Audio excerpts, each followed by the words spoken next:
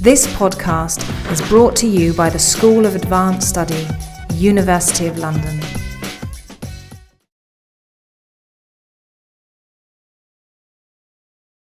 Hello everyone, thank you for coming to Social Scholar Seminar today. This is the last in the series that we've got this year. We'll sort of open out next year, hopefully relatively soon. Today we're going to have Caroline Edwards from Birkbeck, and you are modern and contemporary literature. I am, all of it. Personally, yeah. Yes, so very lucky to get all of modern literature. But basically, Caroline will be talking about the Open Library of Humanities, which she helped found in 2013 and launched last year. And you will talk a bit more about general open access. So I'm going to just hand over to you. There is a register going around, so if you could sign it, that's useful for us to know sort of how many people come to these things, so we can continue working on it. So easy to work, so just sign your name onto that. Brilliant. Thank you. Thanks for the invitation. Nice to see everyone. Thank you for coming. I know it's July and many people are on holiday, or perhaps would rather be on holiday, so I'm grateful that you came. I was given a relatively sort of loose and broad title about transforming scholarship in the digital environment. So what I'm going to try and do is, through the process of this talk, give you some kind of overview about some of the things that I think are particularly kind of important and compelling. And specifically, one of those then really is scholarly publishing and the question of open access. So I've got a series of rationales as to why I think we should all care. Am I speaking to academics, librarians, admin people? A mix. A mix, yeah? Okay, great, a nice mixed audience, that's how I like it. I've got some things to say about some of the projects I think that are really interesting in terms of how is digital publishing helping us to change the way in which we conceive of scholarship and in which we disseminate scholarship. And then I've got some more specific things to say to academics. So this will be relevant, I hope, to all of you, but there are some specific things aimed at academics like myself. So just to give you some kind of background, really. So as Matt said, I set up the Open Library of Humanities with my colleague Martin Eve. This is one of our Soviet-style posters that we've launched recently in the poster series. We started it in January 2013 as a kind of project, a sort of grassroots community movement that was scholar-led, that also worked with computer programmers, librarians, publishers, and various other interested parties who are part of an ongoing sort of movement, if you like, in open access publishing. And there are many specific reasons why we started it, which I'll come back to in a moment. But really, we wanted to try and capture, in this poster particularly, but in the way that we present ourselves to the outside world, the sense that we are a movement, we are an international kind of coordination of various different people. Actually, when you look at all the different committees, and the numbers of people who are involved in working with us as editors or otherwise librarians and consultants, it numbers hundreds of people. We are currently a charity under UK law, so we have a charitable remit to extend open access in any way that our trustees and our advisors see fit. So really, in a sense, the movement has grown in many ways. It was slightly nebulous and difficult to explain to people what we were doing. And I would say that has helped us, because it means we've managed to evolve and take on feedback from people and respond to what the community appears to want. So that's sort of, I imagine, why I'm here, because I've sort of worked with that. So I thought what I'd do is start off with telling you a little bit about open access. Apologies to those of you who may be very familiar with open access, but it's often useful to kind of cover some of the basic background points. Why do we need open access, and where the heck has it come from? In internalising this slightly kind of heckling, sarcastic academic voice, partly for my own amusement, but hopefully for yours as well, I was really trying to think about the way in which working in the humanities disciplines in the UK, it felt like open access just kind of landed from outer space in about 2011, 2012. Of course, open access has been with us for much longer than that, and the open science movement and open data have been with us for much longer than that. But those of us in humanities disciplines, I think somehow it has just passed us by. Really, not through any fault of our own, we hadn't quite realised that open access was a really important issue. So where did it come from, and why did it suddenly land unceremoniously in our midst, in department meetings and so on? Open access, as you may be aware then, has a number of kind of contentious and high-profile debates around it, and these have kind of entered into regular scholarly discourse in the last few years, I think. But really what it means is the principle that research is accessible online for free immediately after publication. And so this is removing the price and permission barriers to research. Access both in terms of anybody who has access to the internet should be able to read this scholarship for free, provided obviously they have their landline connection or Wi-Fi or whatever. But also permission barriers. So open access is similarly concerned with extending copyright, in a sense, giving copyright back to authors, which as a young kind of scholar in English literature, sort of early on in my career, was a really transgressive idea. The idea that I didn't have to just sign these waivers to publishers. I'd always taken it for granted that we're grateful that a publisher accepts to publish a journal article for us, or a book chapter, or a monograph. And we just willingly sign whatever, we're just so pleased to have that taken care of. And the idea that you should not only read those very carefully, but you could even reject them, you could edit them and sign a different version, and often publishers didn't notice, or you could just outright refuse to sign them. But it never occurred to me that we had that kind of power. But actually, I'd like to suggest that academics do have that kind of power, and we should maintain copyright of our own work and then be able to give it to whom we wish. So, some key definitions then. This is from the Budapest Open Access Initiative. So back in 2002, 2003, this is where our kind of formalising of terms and definitions comes from. There were three very influential public statements made by the leading figures in open access publishing at the time. And they include the Budapest Open Access Initiative, the Bethesda Statement on Open Access, and the Berlin Declaration on Open Access.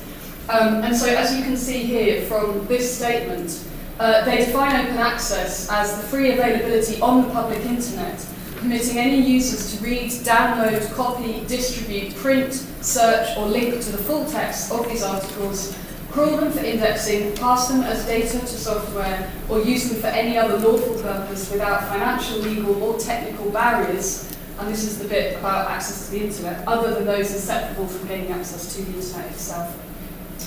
One of the really important things about this then is that this isn't just access to actual human beings to be able to read material, it's also access to software. And as we move into a kind of new era in which it becomes increasingly important that our machines are able to access articles on our behalf, that these articles and books and chapters are machine readable, because there's just not physically the time for us to be able to cover all of the immense corpora that are building of data and other kinds of scholarly outputs. It's very important then that we have the copyright permissions to do that, and that these articles are in a format. PDF is not a good format for machines to be able to read. A PDF is basically a photograph of a piece of paper and then it's put on the internet, which kind of goes to show you the fact that we take that for granted is really something that's rooted in a print culture legacy from the 17th century, that we have print copies and then we sort of photograph them and put them online and think that's okay. That's a good start. It's better than nothing, but it's really not okay. It's not enough for us to be able to access this material fully. Now this is very controversial, as you may know. There are different kinds of open access. These terms, many people don't like using them, they're unhelpful, nevertheless they are in use, so I thought I would just introduce them.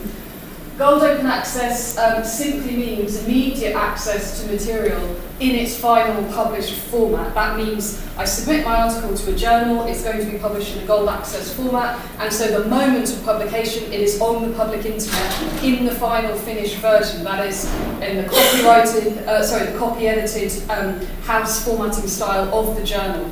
That's really important, I'll come back to that in a moment. The alternative then is green open access, which is the self-archiving option, which no doubt you'll have heard of, because now for our next grant we all need to be green archiving at least our material so that it's submittable and so that it does comply with HEFT's open access policy. So green open access then, articles that are deposited in digital repositories. They can be self-archived on your own website, but for the purposes of REF, that is not acceptable. They need usually to be put into the institutional repository. So each university that we work at has their own institutional repository, and I'm sure you've all been receiving many emails from your subject librarians really kind of encouraging you to be making sure that we are complying. With Green Open Access, the copyright and the kind of official documentation, the responsibility for submitting that rests on the researcher themselves. So if we are uploading things incorrectly without permission, that's our fault, not our university, not our library. We have to make a statement to that effect so that they're not liable if we put something up that we don't have permission to. Now the reason that these are so important is because, I'll just stick with the UK, although I'm going to mention some other countries in a moment. Since 2012, when the government seemed very keen on an open access agenda and pursuing this through HEFCE, the Higher Education Funding Council for England, which kind of mediates between the government and the research councils, and then us, the researchers and librarians and others, they quickly, it became clear that they were pushing for gold open access, which is that immediate access. And one of the main reasons for that was, of course, because the very powerful publishers who control much of our scholarly publishing were similarly pushing for gold open access.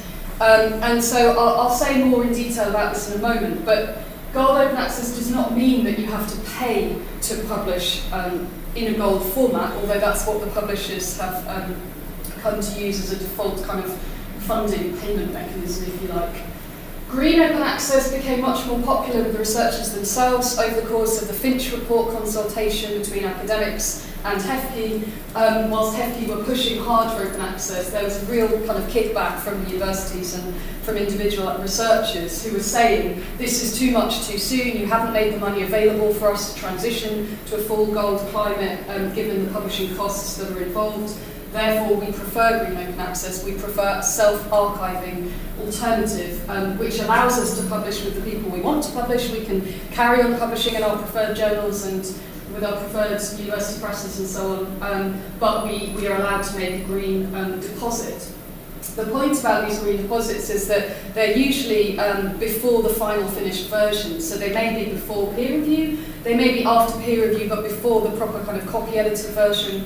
And they certainly, you won't be allowed to put the finished published version with the correct pagination, all of the correct formatting and stuff, without an embargo. The embargo could be 12 months, it could be 24, sometimes even 36. So whilst green is fantastic in terms of us using this material and getting access to it quickly, we actually as researchers can't cite green open access articles. We can read the article and see that it might be useful for our work, but we're still going to have to go and get a proper version and pay to access it if it's behind the paywall. So it sort of helps us in a mixed economy, and it's useful right now, but really it's not going far enough. I suppose that would be the argument we're making at the Open Lab of Humanities. So where the heck did open access come from, and how did it sort of hit us seemingly so suddenly, particularly in humanities subjects? Well, it kind of dates back quite a long time. I'm just going to quickly take you through some of the kind of open source moments, if you like, a very brief history, that I'm sure there are some that I may be missing out here.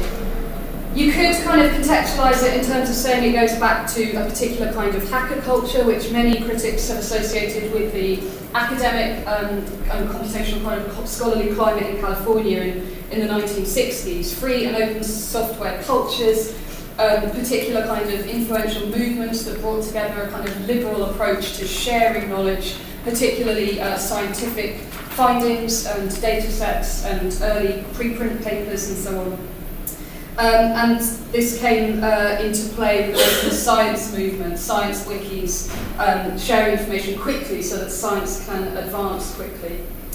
You could also trace it back to MIT University, similarly in the 1960s and then a bit later in the 1980s, where there was greater access to shared computing. And so at the core of this kind of hacking is a particular kind of peer review where the scholarly, particularly the scientific community, needed to share information and comment upon one another's articles and so on. They could examine and modify and also reuse other people's work. This then led to the creation of legal licenses which allowed people to legally share their work.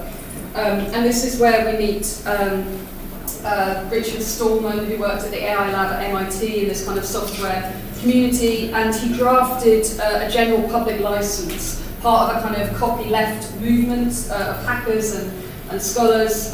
It's become the most popular open source software license in use today. A little bit later on, Lawrence Lessig and others drafted the Creative Commons licenses, and so these now are the kind of main preferred licenses used for open access publishing. They are internationally drafted and legally enforceable, and to date they've been working very well. There's a number of different kinds of permutations. You could have a Creative Commons license with various extra clauses such as non-commercial or non-derivative, where you allow someone to cite your work so long as they don't derive from it or change it in any way. The Creative Commons licenses are referred to as an attribution license. That simply means that anybody can use your work, but they must cite you, they must attribute the original idea to you, unless of course you use the CC0 license, which you don't need to attribute, but that's perhaps a separate issue. So these hackers then gave us kind of the legal basis on which we could overcome these traditional restrictions of copyright. This helped to increase public use, the modification and the redistribution of research articles, data, and also teaching materials. Over here, the fourth moment that I just skipped over, that was the creation of Archive at Cornell University Library. This is now, I think, as far as I'm aware, the largest repository for preprints in astronomy, maths, physics, and computer science. So these are scientific papers being circulated before they're officially published, in order that, firstly, the community can benefit from accelerated access to scientific research and advancements, developments, and also so the scientists involved can get credit for their work without having to wait, 2 or 3 years for it to go through kind of double-blind peer review, as is often the case for the rest of us. It was founded by Paul Ginsberg over there, in 1991. Originally hosted at Los Alamos Laboratory in California, and then it later moved over to Cornell. Then we come to 2002, 2003, which was kind of an important year for open access. As I mentioned earlier, there were 3 declarations or statements, Bethesda, Berlin, and Budapest, referred to as the triple B statements. And that's really around the time, I believe, that about 2006, the Public Library of Science started publishing. Based in the United States, it is now one of the largest open access publishers. It has a whole series of journals, including the mega journal PLOS ONE. And so really open access took off in the sciences and has been very effective and widespread. We've then seen since 2003, since these 3 statements, and up to about 2013, but ongoing, I guess, an exponential increase in open access mandates, particularly for green self-archiving, but also mandates. Some funders prefer gold open access publishing. So that's a kind of whistle-stop tour through some of the key moments that have led to the situation that we're in now. I was just going to talk you through I've sort of divided some of the kind of push for open access into 2 categories, from above and from below. From above meaning the kind of mandates and policies, from below meaning a more grassroots hacker, academic-led culture. When I presented this material to librarians, they've been very keen to point out that I should have from sideways, which means that librarians themselves have actually been the most vocal advocates for open access, not the academics, because of course they're at the sharp end of the wedge. They're the people who see the library budgets and see what's happening and see how bad this kind of funding crisis really is. So we have had a rise in a number of national level, institutional and funding council mandates for open access. So as I mentioned, HEFCE is keen on open access, RC UK also, the EU with their Horizon 2020 funding applications system, and the Australian Research Council in Australia. The US doesn't have a kind of generic policy, but various institutions are developing their own institutional policies. We just heard earlier this week, for example, that Cornell University is now insisting on open access amongst all of its scholars' published research. So some funders then, like RCUK, have stated a preference for gold open access, for immediate access to publications. That brings us back to the kind of difficult arguments amongst the scholarly community, whereby scientists do have more access to funding than those of us who work in the humanities. And because open access publishing is well established in the sciences, it's become routine for anybody putting in a funding application to have a section in their grant that says, this is the amount of money I'm going to need to make this material open access. Here are all the APCs I'll need. And so they usually get that paid for. We don't really have recourse to that kind of money in the same way in humanities subjects. So right now, this is changing. I got this material from Martini's excellent book, Open Access and the Humanities, my colleague. So it's more than 600 policies around the world. These are just a few that I picked out that seemed significant. Over in China, Chinese Academy of Sciences, for example. India doesn't have a national mandate, but it does have a recommended policy. Brazil has Cielo, which is absolutely enormous. It's a huge electronic library with tens of thousands of articles on there, and it's been going for a number of years very successfully. Latin America has been kind of leading open access in many ways, but those of us in the Anglophone publishing world don't always realise that, unfortunately. Australia, the Health and Medical Research Council and the ARC, as I mentioned, Canada, France, Japan. France, an interesting one because they've got quite a mixed ecosystem. They've got a government-funded gold open access publishing platform, but they also have a number of different green institutional repositories as well.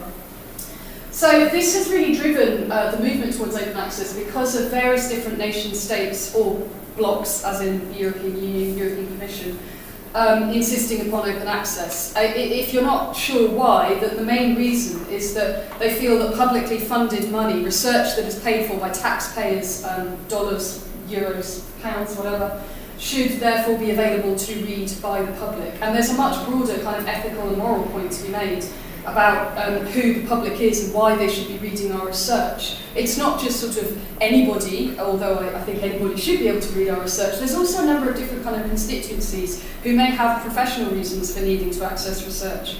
If you work in film studies, for example, film directors, anybody working in film production and post-production cannot read film scholarship. And when they find open access film scholarship, they're really excited and amazed to see all these kind of ideas that there's a disconnect between what academia is doing and what the actual industry is doing. Similarly with media studies, drama, dance, performance. If you work in a medical charity, for example, you should be able to read the funding that you may well have paid for through charitable donations, and for many years that wasn't the case. Politicians are another really interesting one. They don't make any policy recommendations if they don't have access to material, and they don't have subscriptions, or they don't have very many subscriptions in the Westminster Library that we know of. And so I've heard them say that they won't include, that if their researchers can't access material, it doesn't go into their research. That's really astonishing. You know, people who have really important, compelling reasons to need this material can't actually access it. Aside from the question of our students, once they graduate and go out into the world, their research just stops the moment they leave the university. Suddenly they don't have JSTOR, they don't have Literature Online or Project Muse or any of those kinds of things. So the drivers from below then, this is to try and sort of give you a sense of a slightly hacker-led, slightly more grassroots kind of culture, if you like. Academics who've got really fed up. There's a whole spectrum of people who are pushing for open access. We work with many of them in the Open Library, and we're a kind of broad church organisation. You have many people who are on kind of what I would call the radical left wing of the open access movement, who may include many Marxists and socialists, and people who are just absolutely against publishing. I share some of their sympathies, but we also work with other people who are more moderate, and some of whom are quite conservative, and recognise that digital scholarship and the possibilities that I'll come on to describe are not only exciting, but necessary, and in some senses inevitable.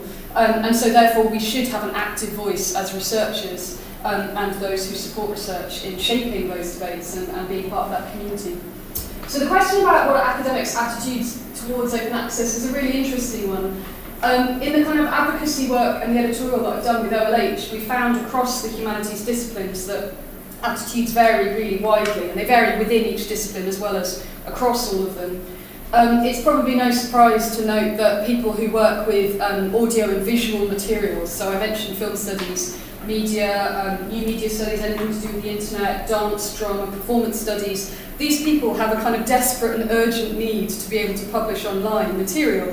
If you think that they're publishing their journal articles in a print format, where they're having to take a photograph or a still from a film, and then they're having to describe what happens in that scene using that precious word count before they can do their analysis, it's absolutely crazy, right? They need to be able to show you film clips or video performances. And you can only really do that online. And it's also a question of copyright, you know, so there's the issue of whether you can use this material. And so progressive-minded academics have set up kind of platforms and repositories where they've openly said, according to fair use in the US or the slightly alternative version in the UK. We, the scholars, upload these clips for the purposes of teaching and research, and they share them. And that, so far, nobody's sued them, no one's asked them to take these down. So I think the more this happens over time, the more it becomes the norm that people expect to be able to have access to copyrighted material like films and stuff.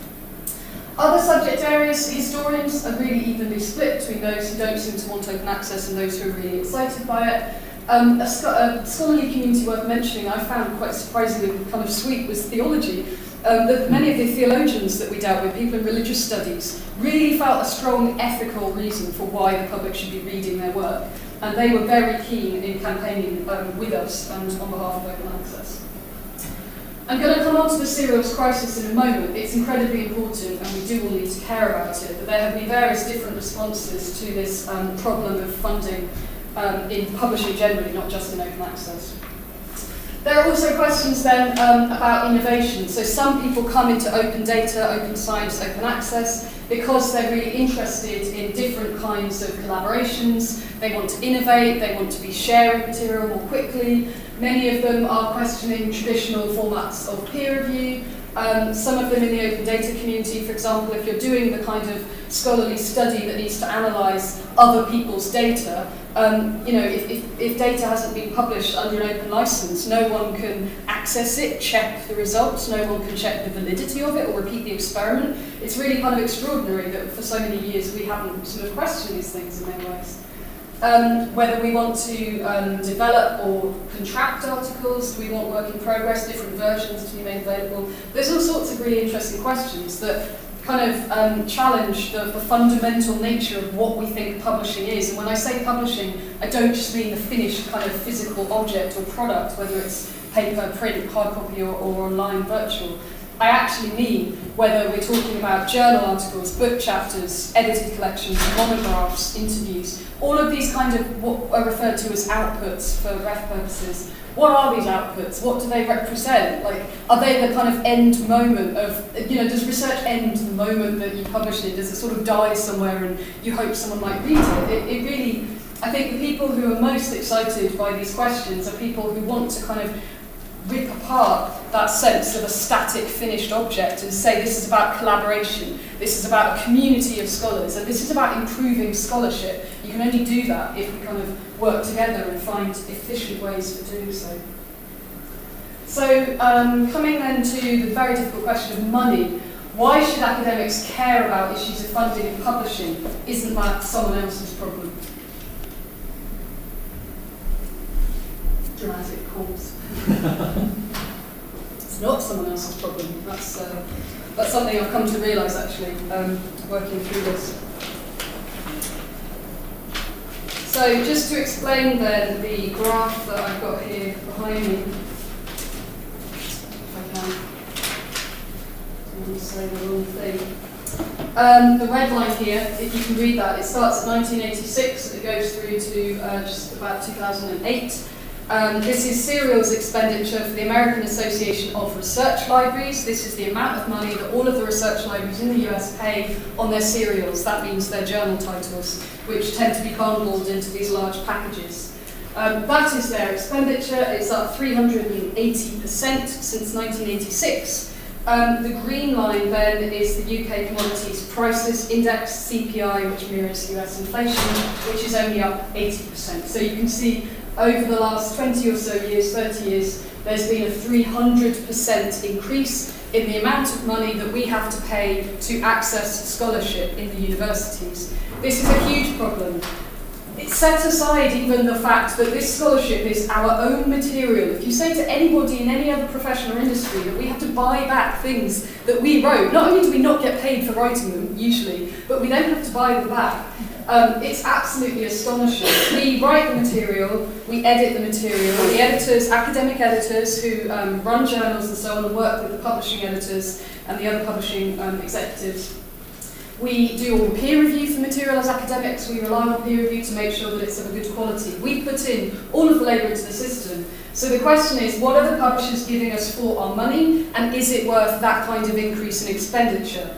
There are people who say, yes, it's worth it. We have outsourced this kind of labour to them for very good reasons. Academics are incredibly busy. The workload seems to be going up each year. It's increasingly bureaucratised. We have to do all kinds of extra administrative tasks, including now, of course, checking and monitoring the migration and immigration levels of our students. There's all kinds of kind of political reasons why people are kind of outraged at not being able to keep up with a mountain that's ever growing of all this paperwork. So we like the fact that publishers know what they're doing. They're professionals. They give us like a professional product. They put a lot of work into their staff. Their staff are obviously going all over the world to conferences. They're promoting this material. They're doing all the marketing, the advocacy, and so on. That's why we pay publishers, and I agree with all of that. Those are all compelling reasons. But I'm not so sure that they deserve quite as much money as they've been taking. Just to give you a sense, that is actually profits higher than companies like BP, so higher than some of the oil companies. I came into this quite naively about 3 years ago. I sort of bumbled into open access because I was doing it and I thought, oh, there's this thing called open access, what is this about? I assumed, perhaps like many people, that there isn't any money in scholarly publishing. I know that university presses often struggle, that they have a kind of, not necessarily charitable, but they often have a strong scholarly remit. If you go and talk to OUP or CUP, for example, they'll tell you that all of the profits they make get pumped straight back into the university system, and that is true. We know, for example, that many independent scholarly publishers have gone bust, or some major ones, Cornell University Press, others, have come really close to going bankrupt at different points. It's quite shocking when you hear the kind of inside information about that. I thought there was no money in scholarly publishing. I was completely wrong. There's been a huge amount of money in scholarly publishing. There are various different interesting contextual and historical reasons for this. One of which is that in the United States, shortly after the Second World War, the government put a lot of money into funding and outsourcing scholarly publishing, and therefore, of course, a number of big publishers start to develop and emerge and become very sophisticated and in attracting and winning that kind of funding. And so the system really has grown up over many decades. But as we can see then, the subscription prices, the prices we pay to access subscription journals, have risen substantially faster than both inflation and our library budgets. This, of course, has a huge impact on all of us. It means we have less money for more titles, especially when they're new journals.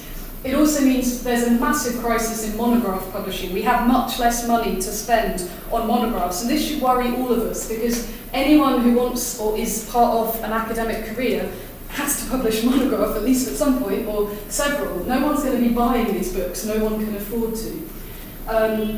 It also means, of course, that access gaps really just make inequality around the world much, much worse. We know, for example, that high-profile boycotts of particular publishers like Elsevier at the University of Harvard, where they, this was a couple of years ago, I think, they advised all of their academics to boycott any Elsevier journals because Harvard University Library, which is the most well-funded library in the world, said they could not afford these subscriptions. And that tells you something. They receive so much more money than even the top research libraries in places like India or China. Anywhere, West Africa, Central, Southern Africa, parts of Asia, parts of Latin America, anywhere that has very, very stretched research budgets, means that their scholars just cannot keep a pace with scholars, particularly in Europe and in the US. They just can't read the material, therefore they're lagging behind if things aren't made open access that they can read. Commercialisation of scholarly publishing, of course, there are particular, perhaps political reasons for challenging this commercialisation when we start to realise that it tends to benefit shareholders or particular companies. And when we look into it, publishers have basically consolidated over the decades. So now we have a very small handful of incredibly powerful, I would suggest oligopolistic publishing companies who basically are like these Uber groups that control all of the different kind of collections of publishing wings that you may deal with, that you may know, and the journals that you may work with. And then the difficult question of consortial agreements. So because of the increases in prices, the publishers realise they can't completely price libraries out of the market or it doesn't work. So they've had to make various concessions over the years, and one of these has been these bundles. They bundle together all of these journal titles, which means if your library or your researchers want specific titles, you will only get access to those titles as long as you subscribe to an entire bundle of things. And that may well include lots of journals you're not that interested in. There's maybe some deadwood in there that people don't want, but nonetheless, you have to share it. And sometimes those bundles are shared between consortia of libraries, not just individual library subscriptions. This is very interesting, and it has different legal implications. In the UK, for example, JISC manages these kinds of consortial negotiations between the publishers on the one hand, the librarians, the libraries on the other. And these are privileged negotiations, and they're not available, or it's very, very hard to get clear information about how much the institutions are paying for these subscriptions. They are agreements that are based on negotiations, so institutions pay different amounts for the same titles, depending on how hard a bargain they can drive. So it's not even banded depending on the size of the institution, they're just pre-existing agreements that are built up over time. And when my colleague Martin went to the House of Lords to give evidence at a BIS select committee about scholarly publishing, the politicians, there was a gasp when he said, nobody knows how much many of these big bundles cost universities. And the politicians said that that breaks UK competition law, like we need to know what these prices are. And they're, as far as I'm aware, this was a year or two back, they are now looking into this, so I don't know whether that will go anywhere. They're powerful publishers and they have powerful lobbyists working on their behalf. So if you accept the premise then that not only, well, we sort of have to do open access because that's what REF has told us, there is a mandate, albeit it's for green rather than gold, but if we do want to go with gold open access publishing, perhaps because we believe in it or because we do want our research to be made available, who's going to pay for it? APCs referring to the article processing charge, so this is the so-called author pays model, although it's often not the author as an individual. It means that, as I mentioned earlier, the publishers like it because they can offer open access publishing and say we're giving you what you want, but that doesn't work as a business. How can we sell something when it's been given away? So what we're going to do is we're going to charge you for what we consider to be the lost profits. So the revenues that we would have gained on the publication of your article as part of these journals and these bundles, you now have to pay as the author. You pay it up front, and therefore that's fine. We can publish, we can fund open access publishing. It's become the default model for gold open access, but we're at pains to point out at the OLH that it's not the only way of publishing gold open access. Gold is not a business model, it just means immediate access to material. But that conflation, that mistake, that way in which people misconstrue that is one of the reasons why there was such a backlash against gold open access during the Finch report consultation between HEFI and the universities. How much do these article processing charges cost? Here are a few examples for you, relatively up to date, but I can't be certain, they may have changed a little bit since then. The journals of the Public Library of Science, the fees range between $1,300 to almost $4,000 per article. That's considerably more money in some cases than an entire journal subscription.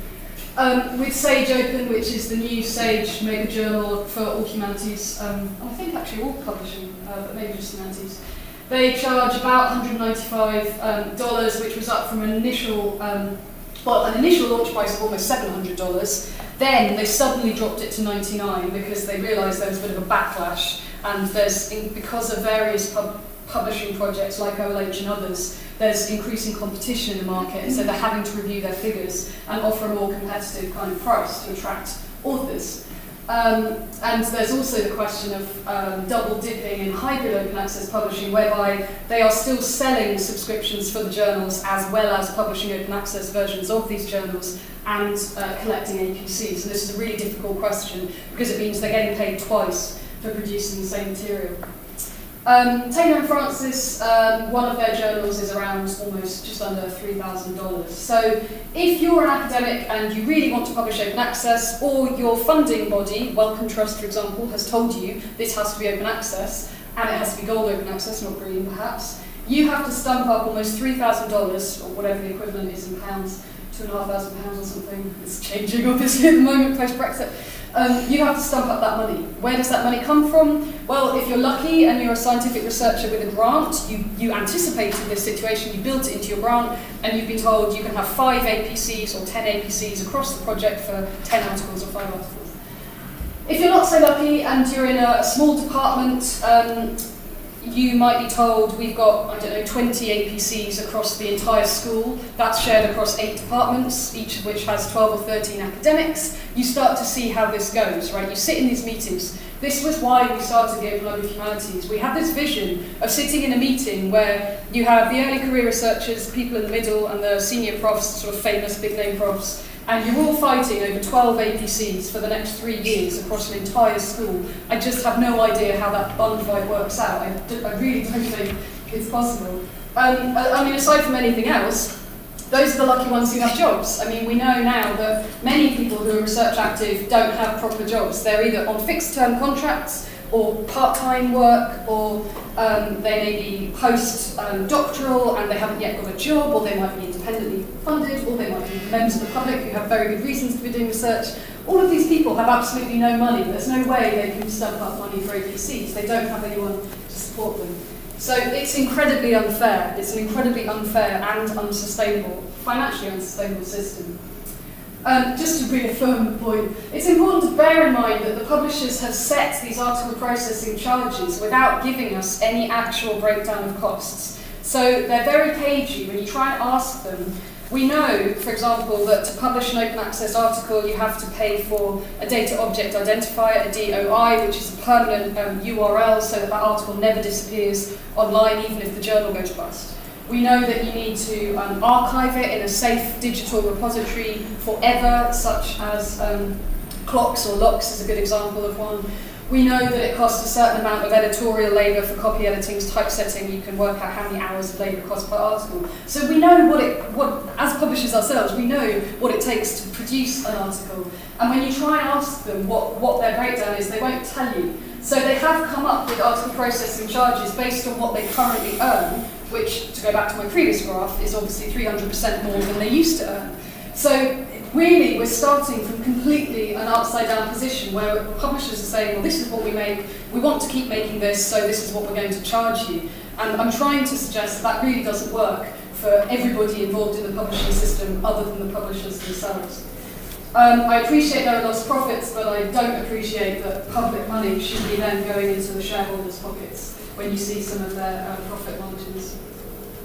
The other question, as I mentioned then, is APCs pitting academics against one another. It's just another form of competition. We're already, I'm sure you're aware, in a very kind of difficult process. Many people are talking about the neoliberalisation of higher education, how difficult it is for academic researchers, how difficult it is for students, how all of us are being asked to compete with less, to do more with less, and to compete with one another. And that really breaks the fundamental tenet of research, which should be about collaboration and sharing. That's where good kind of ideas come from and how they grow.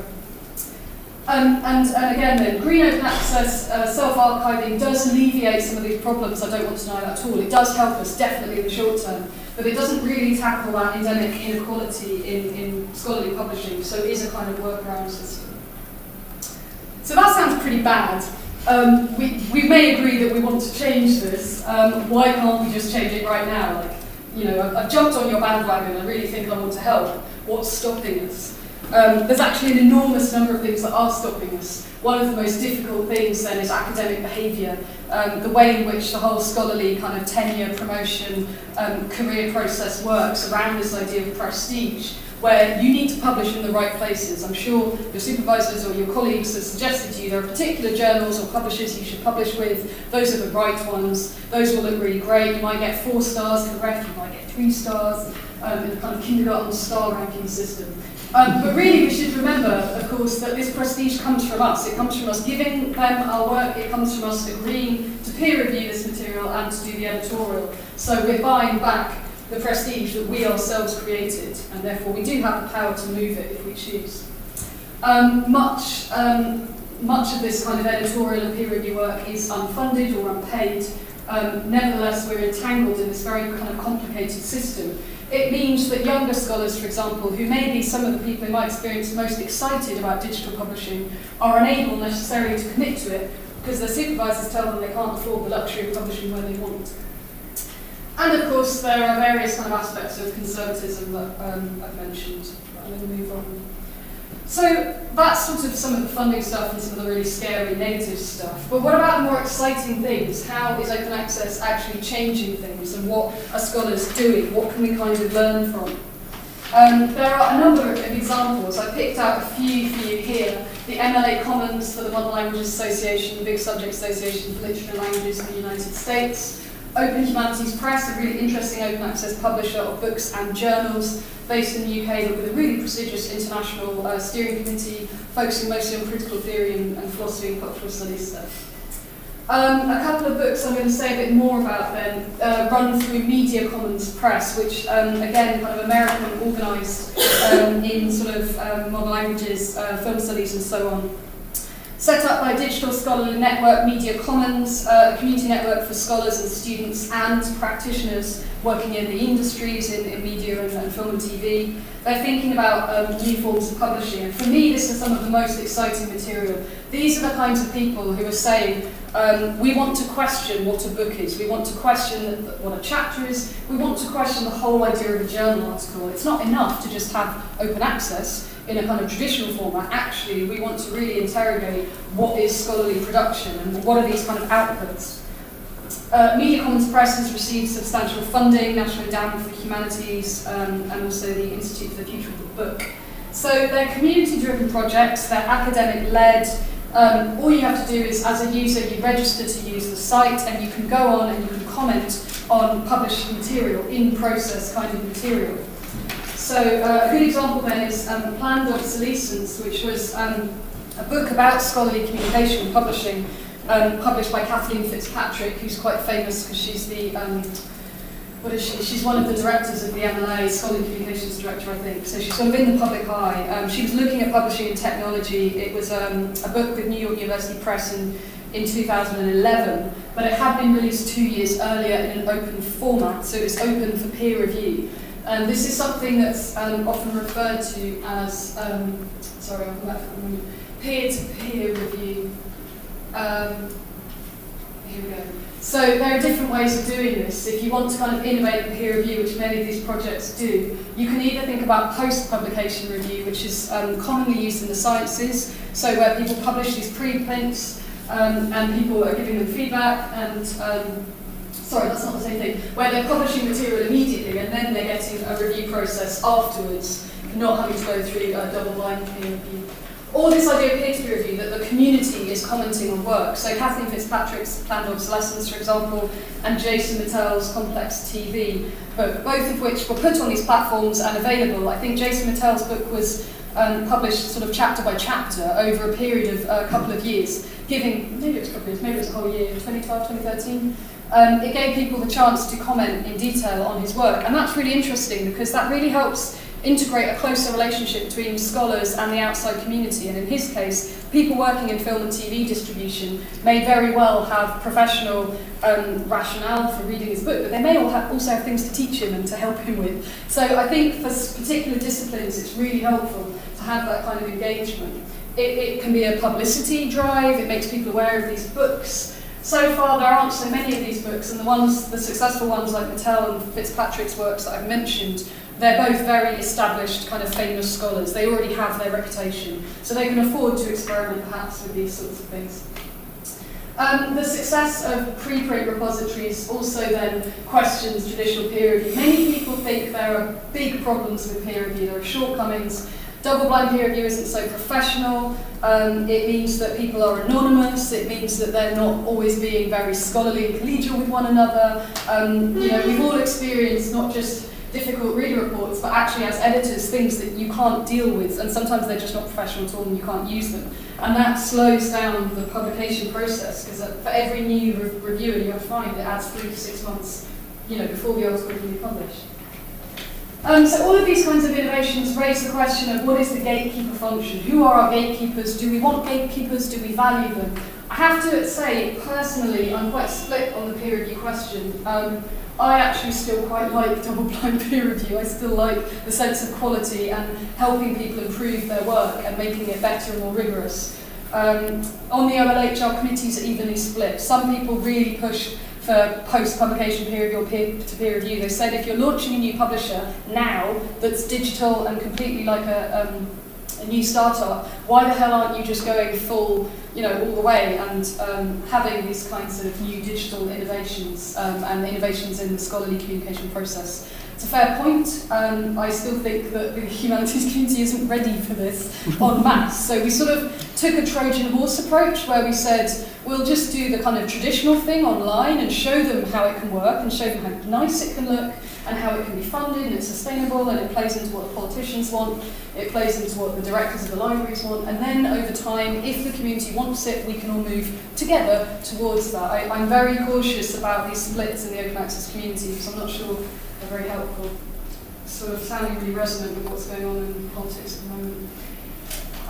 Just very quickly then, because I've only got about 5 minutes. A couple more examples of interesting and exciting new forms of digital innovation online. One of these is the comics grid. Of course, it's perhaps no surprise that new subject areas, comics studies being a relatively new discipline, are very interested in new forms of publishing, and they feel that traditional scholarly publishing and publishers haven't perhaps served them as well as they could have.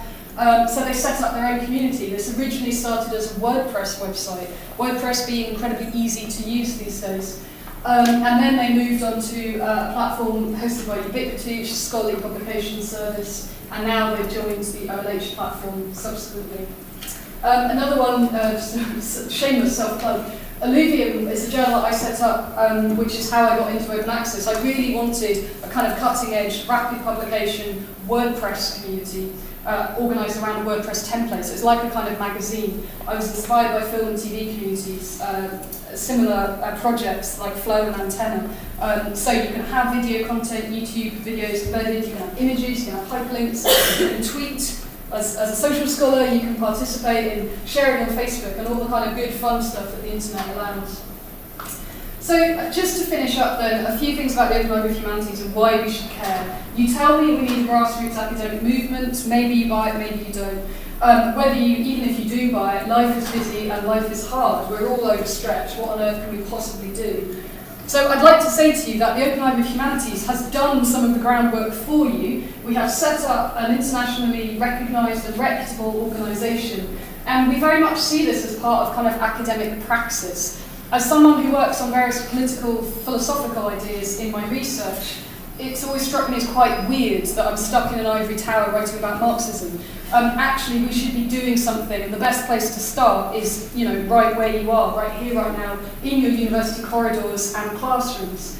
The idea behind the OLH, and this was our launch poster, was that we can let our scholarship fly free. We can offer all of the things that traditional publishers offer in terms of professionalism, but as a startup, we are much cheaper, more efficient, we don't have overheads, and we have our own tech team, so we can customize our own open source software to make the platform anything that we want it, and all of that code is shared under a GPL license, so anybody can use it. Anybody who's a programmer or a hacker or any other publisher can benefit from a kind of community project. What is the OLH? As I said, scholar-led organisation. We are dedicated to publishing gold open access without article processing charges for all of the reasons that I've spent some time describing. Our platform then, we launched in September 2015 with 11 journals. I think we now have about 15, if I'm right, and we're going to have about 20 by the end of the year. So we're receiving applications on an ongoing basis from quite a large number of journals who want to migrate from either their subscription agreement with a publisher. Some of them are coming to us with their publishers, so we're co-branding, so we are working with publishers, we're not against all publishers. And we have our own kind of scholarly mega journal. This is already out of date. The way that we pay for all of this, so that we don't push that cost onto the authors, is that we have a library partnership network, and research libraries around the world are putting in a small amount of money to help us pay for the cost of production, all of the actual costs. That was our launch. These are some of our journals: Asian Studies, Comics, Victorian Studies, Psychosocial Studies. Here's just a screen grab from our mega journal. I don't really have time to go into this, but if you want to ask me, please feel free. A mega journal simply means a large-scale, multidisciplinary journal. This is one of the things that open access and digital publishing allows for, and it's a really exciting opportunity, but I appreciate it's a bit more innovative and experimental than some people are comfortable with. It means that in one single journal we can publish articles on any subject across the humanities, and therefore over time, as we build up hundreds and hundreds of articles, We can then customise the way in which we search across this platform, the way in which we have overlay journals. You can set up your own personal overlay, I can set up my own overlay. There's any number of ways in which users can tailor the material on the platform to their own research and teaching needs. And so, wait a minute, what are you doing? This all sounds too good to be true. We're flipping subscription journals to open access. The most high-profile example of which was Glossa. They used to be called Lingua, Journal of General Linguistics, which left Elsevier in a really high-profile kind of media moment at the end of last year and moved to the OLH Ubiquity. And as part of this, they've launched a fair open access model, which is gathering a lot of momentum in Europe at the moment. There's lots of kind of big deals and research bids going through around this. Media coverage on the Chronicle of Higher Education, Times Higher, Nature, The Atlantic, Wired Magazine, the FT, all sorts of places picked up on it. So the idea then is that if we can't change the way that scholars want to publish, we still like publishing in specific journals, we still like traditional double-blind peer-reviewed journal articles. If we can't change that, then why don't we just move where the journals are published? We'll just move them in blogs with their entire scholarly communities. And we're demonstrating how this is currently working. I'm going to have to skip this, sorry. I get it, this stuff matters, but I haven't helped my research just to finish up. The final thing that I really wanted to say to you was some of the stuff around this question of kind of disaggregating the scholarly production process, the way in which we produce these outputs, is one of the most exciting, potentially progressive things, I think, that open access and open science offer, and open data as well. The next stage, I think, in open access publishing is this development of more interoperative annotation tools. Currently, you can go on our platform, as you can other platforms, and you can read a journal article and you can annotate it. You can, you know, like you would on your Amazon Kindle, you can highlight things and you can underline and you can put a comment. You can enter into a dialogue with the author if you wish. You can tweet it, you can put it on Facebook. That's all very exciting, but one of the things we're really keen on is kind of this part where you can actually set different privacy levels for those annotations. And this is a funded project we're doing over the next 2 years that we've already started. What you can do then is you can make private annotations just for your own research project. So across our platform, across hundreds of articles, you can annotate for your own reasons. Or you can set a group, and this has fantastic implications for teaching, because it means you could set your students a pre-seminar reading pack, and you could ask them to prove that they do the work. You could ask them to annotate the articles and raise any questions before class. And that would be in a safe space that they would have to be a registered member of that group to be able to access. So I think for teaching there are huge benefits in integrating research and teaching. But the kind of broader, more exciting stuff, I guess, is this sense of a constructive critical engagement that we're opening up. You know, we're breaking apart the hard copies and the PDFs. They're not just being stuck online and left to die. We are actually opening up scholarship. We literally are sending it out into the world. We're giving it wings. It enables these new kinds of online social reading. It allows a kind of flexibility so that different communities can use this material in different ways. We're also working with other software projects where people can translate articles in different ways as well. So there's lots of cool stuff. Annotate all of the journal articles now.